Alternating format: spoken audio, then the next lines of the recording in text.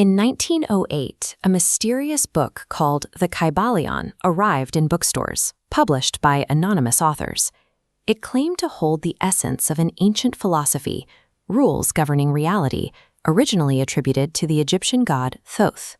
For decades, modern observers dismissed these esoteric texts as relics of outdated occultism or mere pseudoscience. However, a point of convergence has emerged.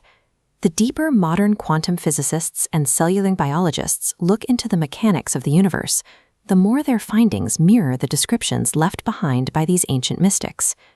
These 7 Hermetic principles represent the active mechanics of the physical universe. Understanding these laws is a prerequisite for autonomy. Without this knowledge, an individual remains an effect of their environment, a passive object pushed by forces they don't perceive. The first principle is mentalism, the concept that the universe is mental and that consciousness is the primary force shaping our physical experience. This aligns with the foundations of quantum mechanics. Max Planck, the physicist who gave us the quantum, concluded that we must regard consciousness as the matrix of all matter. He argued that everything we talk about, everything we regard as existing, postulates consciousness. We see this biological reality in the placebo and nocebo effects. When a patient recovers from a disease after taking a sugar pill, it is the mental belief, not a chemical, that triggers the physical healing. The mind creates a biological result. This leads to the second principle, correspondence. It is encapsulated in the ancient phrase, as above, so below, suggesting that macro-scale patterns are reflected in the microscale. In the 1980s, Benoit Mandelbrot provided the mathematical proof for this ancient observation with the discovery of fractal geometry. Fractal equations demonstrate how patterns replicate in a self-similar fashion across every level of organization. By solving the same formula repeatedly, a structure creates a complex whole that is identical to its smallest parts. Biology follows this same logic. A single microscopic cell performs the same functions as the human body. It has its own systems for digestion, respiration, and even an immune system to protect its integrity. If the universe is a mental construction, as Planck suggested, then these repeating mathematical structures are the language that mind uses to organize reality at every scale. The third principle is vibration. It posits that nothing rests. Everything in the universe is in constant motion. Quantum physics confirms that atoms are not solid balls of matter. They are spinning vortexes of energy, miniature nano-tornadoes that create the sensation of solidity through their intense vibration. These spinning vortexes generate ripples that radiate out into space, interacting with the energetic fields of everything around them.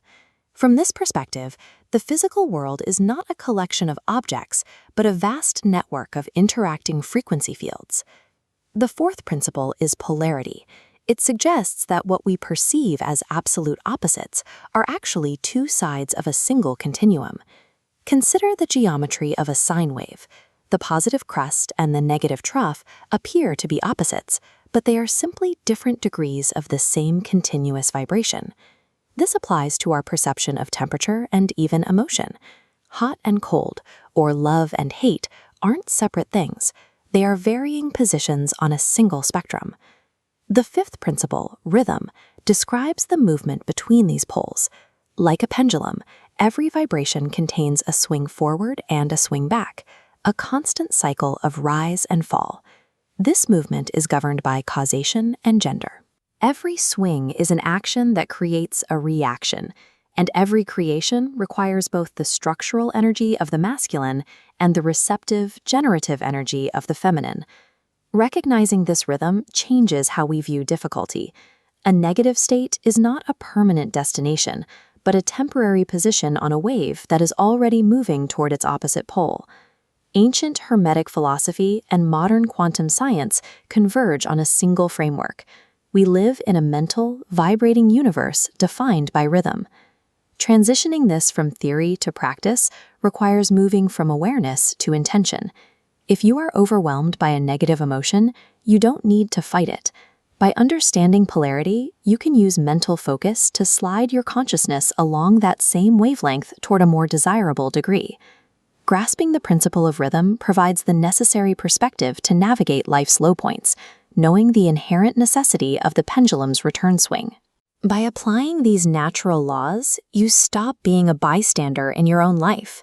You shift from being an effect of the world to being the active cause of your own reality.